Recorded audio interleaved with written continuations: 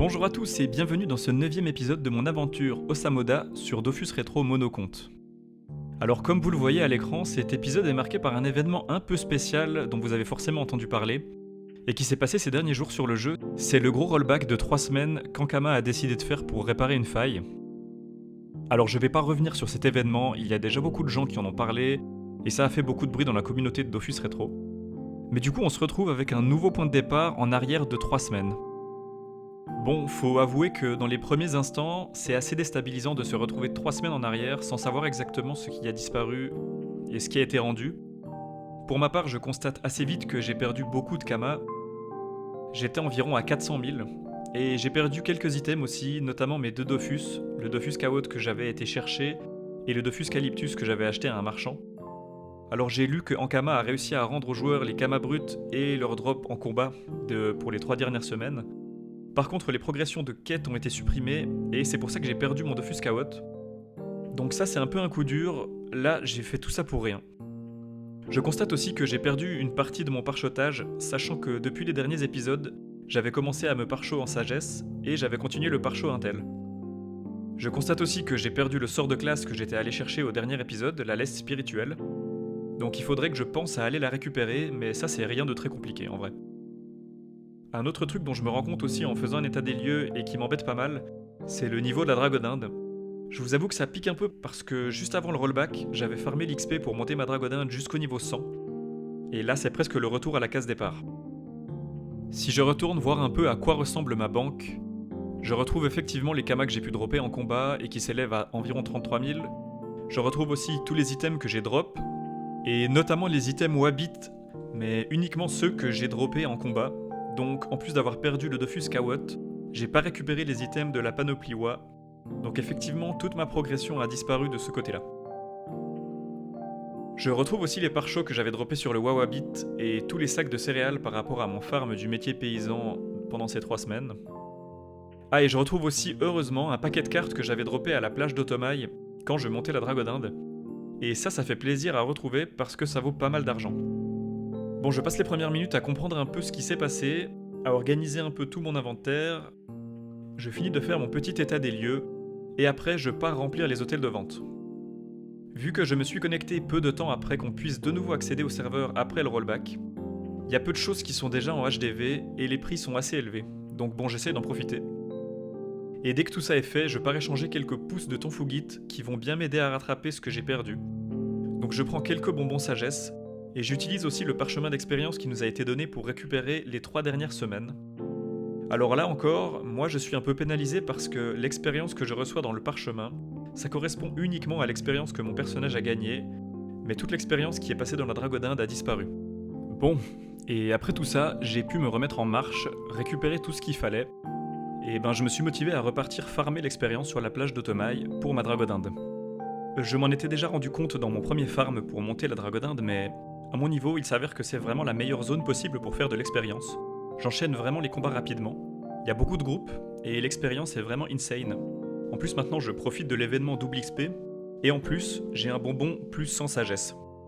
Du coup, la Dragodinde prend entre 10 et 15 000 points d'expérience par combat en moyenne, et franchement, je la remonte assez vite.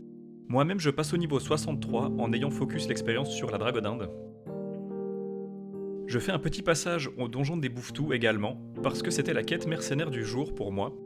Et en plus, j'arrive à la fin d'une étape de la quête, donc je sais que je vais recevoir un gros bonus de Kama et d'expérience.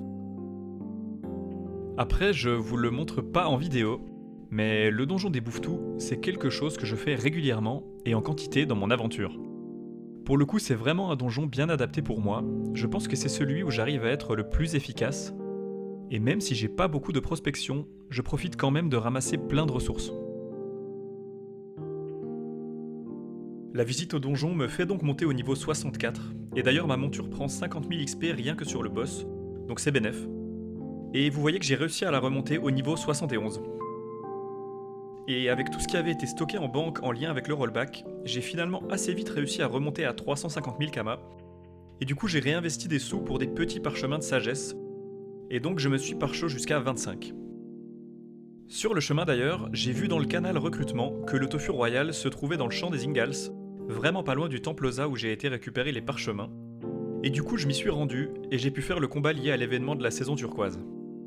Bon, je vais pas vous laisser le combat parce qu'il s'est pas passé grand chose de spécial, et moi je me suis fait savater au deuxième tour de toute façon. Alors de mon côté, j'ai rien droppé de spécial. Dommage, j'aurais pas dit non à une plume vibrante, mais bon, on peut pas avoir du bol tout le temps. Et après ces petites parenthèses, je suis retourné farmer à la plage d'Automaille, et franchement j'étais tellement revanchard pour cette dragodinde que j'ai buté je sais pas combien de mobs. J'ai finalement atteint le niveau 88 sur la dragodinde, et là j'ai baissé le pourcentage d'XP à 20%. En fait elle donne déjà de bonnes stats, et comme ça me permet de privilégier l'XP sur mon perso. Après la plage, j'ai fait le tour des doppels que j'avais pas fait depuis longtemps, et j'ai fini par le doppel Pandawa. Alors honnêtement j'étais pas sûr d'être à la hauteur des doppels 80, mais en fait y a aucun problème. À part le doppel Sacri qui est un peu chaud, le reste ça va tout seul. Et en vrai ça reste une bonne source d'XP, et ça donne quelques kamas aussi. En faisant les doppels, j'ai up au niveau 68. Ensuite j'ai remarqué que j'avais perdu la progression de la quête Tour du Monde, donc il a fallu que je refasse le donjon squelette. Donc j'ai rushé tout le donjon le plus vite que j'ai pu.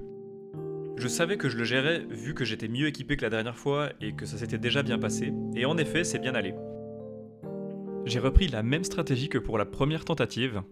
Le petit challenge, c'est de calculer correctement le reach des monstres pour éviter qu'on se fasse surprendre en étant mal placé sur la map.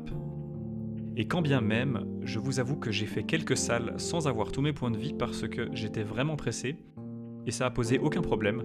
La plupart du temps, le combat est fini avant que les mobs nous atteignent, ou du moins avant qu'ils puissent éventuellement nous tuer. Après ça, je suis parti en direction du maître des clés pour actualiser la quête, et tiens, sur le chemin, vlatipa que je tombe sur le dragon cochon dans la zone des porcasses. Du coup, j'en ai profité pour faire le combat avec les gens qui étaient déjà là. Alors malheureusement, un peu comme pour le tofu royal, moi je suis pas très utile dans un combat comme ça, c'est hors de ma portée. Mais on avait une Sadie fourbe avec nous qui s'est occupée toute seule du mob, donc nous on était tranquille, on l'a laissé gérer et en plus avec le challenge. J'ai mis mon stuff PP qui me donne environ 200 PP, on sait jamais si tout à coup un œuf tombait. Et non malheureusement rien du tout, par contre c'est cool, ça m'a fait valider ce boss là pour la saison turquoise. Et bon, cette fois je rejoins bien la maison du maître des clés, et il m'envoie de nouveau si je peux dire au donjon des tofus.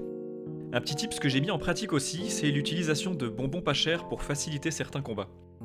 J'ai acheté des bonbons PO pour aller plus vite au donjon bouffe, et des bonbons Intel et Vita pour des combats qui pourraient être plus compliqués. Et du coup, je suis parti en direction du donjon des tofus pour voir si j'arrivais à me faire le bas-tofu. Alors, le donjon des tofus, c'est pas un donjon qui est super farmé, et bon, surtout à mon niveau, c'est pas le donjon le plus rapide. Le problème c'est que moi, j'ai quand même une portée relativement limitée avec le sort corbeau, et je peux en lancer que 3 par tour. Du coup c'est obligé que les tofus jouent, et vu qu'ils font n'importe quoi avec plein de PM, eh ben ça prend du temps. En vrai la première salle est assez vite passée parce que la disposition est assez rapprochée, et j'arrive à faire des belles frappes du crackler, mais sinon ça me prend vite quelques tours et quelques minutes pour le plus petit combat. Et du coup je vais en profiter pour vous parler un peu des serveurs saisonniers. Moi je me suis préinscrit en monocompte avec un Sadida, et je vous avoue que je suis tenté de participer un peu au rush du nouveau serveur. Bon, de toute manière, j'ai un travail à côté, donc je peux pas faire un rush super intense, mais j'ai jamais pu participer à une ouverture de serveur, et du coup je suis bien curieux d'essayer. Et donc j'aimerais avoir votre avis sur la question, est-ce que ça vous intéresse que je vous partage ma découverte des futurs serveurs saisonniers en vidéo, ou pas forcément? Sachant que je vais certainement jouer Sadie Fourbe, ce qui sera pour moi une première. J'ai déjà joué Saditaire, et j'avais beaucoup aimé, mais le mode fourbe, j'ai jamais essayé. Et il faut savoir aussi que si je me lance sur le serveur saisonnier, je vais certainement mettre un petit peu de côté l'aventure Osamoda, en tout cas temporairement. Donc dites-moi si ça vous intéresse d'avoir des vidéos sur un Sadie fourbe en monocompte sur le nouveau serveur, ou si vous préférez poursuivre l'aventure Osamoda, mais avec un rythme de vidéo plus espacé que maintenant. Ah et si jamais pour ceux qui sont intéressés, je serai sur le serveur Boon 3, donc si jamais vous avez prévu d'y jouer et que vous voulez partager votre aventure avec moi, vous pouvez me laisser votre pseudo en commentaire et on pourra se retrouver en jeu. Bon, et sinon pour en revenir à ce donjon des tofus, vous voyez que j'avance sans difficulté. Alors ça veut pas dire que je galère pas, parce que en plus des tofus classiques qui ont déjà 10 PM, il y a les tofus noirs qui prennent encore plus de temps à faire leur tour et qui s'en vont encore plus loin. Donc ouais, je galère un peu, mais c'est pas difficile. Les Tofukaze ajoutent pas non plus de difficulté, j'arrive à les one-shot, et bon, ça tape du -7, -10, donc ça va, je me sens pas trop sous pression. je reviens encore sur mes Dofus Calyptus et Kawot, que j'ai pas réussi à remplacer pour le moment. Alors le Dofus Calyptus, ça risque d'être compliqué pour l'instant parce que j'ai recommencé à surveiller un peu les vendeurs, mais je trouve aucun jet à un prix raisonnable. Et quant au Dofus Kawot, il faut simplement que je prenne le temps de tout refaire, y compris la récolte des clés, donc ce sera certainement quelque chose que je ferai rapidement par la suite. Des Tofus nous ont rejoints dans le donjon des Tofus, et j'arrive gentiment au bout du donjon. Les mobs sont un peu fuyants, mais comme le reste au final. Malgré le fait que ce soit des gros Tofus, ça représente pas du tout un danger. En fait, je me demande si c'est même pas un donjon plus simple que le donjon des Bouffetous, parce que même s'ils ont beaucoup de PM, les mobs ne tapent vraiment rien. Alors j'arrive à up au niveau 69 à l'avant-dernière salle du donjon, et me voilà arrivé dans la dernière salle avec le Batofu. Je vous ai pas mis le début du combat parce que c'était vraiment l'anarchie, et j'ai pris du temps à nettoyer les petits mobs, donc le combat a pas mal duré. En plus j'ai équipé une pierre d'âme pour capturer le boss, donc j'ai perdu pas mal de dégâts. Mais sinon le combat est pas dur, le Batofu est le seul mob qui tape un peu, mais j'arrive à m'en occuper assez vite. Et finalement, il ne me reste plus qu'un Tofun et un Tofu ventripotent à gérer. Et là, je vous laisse la fin du combat pour que vous vous rendiez compte, rien qu'avec ces deux mobs, du temps que ça prend pour moi à les gérer. Déjà, le Tofu ventripotent invoque des créatures, et lui-même il fuit. Alors si je rajoute la Tofun qui fuit aussi, et qui en plus soigne le ventripotent, c'est clair que je peux pas me dépêcher. Heureusement, les deux derniers mobs se cachent dans une impasse, alors je peux les coincer, je suis quitte de devoir les poursuivre tout autour de la map. Bon, je suis content d'être allé au donjon, mais ça m'a permis de me rendre compte que c'est pas pour moi. Après, je suis aussi content parce que j'ai eu la capture et j'ai droppé une plume du Batofu, qui vaut quelques kamas. Du coup, c'est une run qui est réussie. Alors je retourne voir le maître des clés, une dernière fois, car maintenant il m'envoie vers le prochain PNJ de la quête. Voilà, après avoir un peu galéré à reprendre mes esprits et à récupérer une partie de ce que j'ai perdu pendant le rollback, j'ai pu continuer cette chouette quête, et c'est là-dessus qu'on va se laisser pour l'épisode du jour. Alors je compte sur vous pour me faire un retour sur les serveurs saisonniers, et dans tous les cas, je vous dis à bientôt dans une prochaine vidéo. Salut!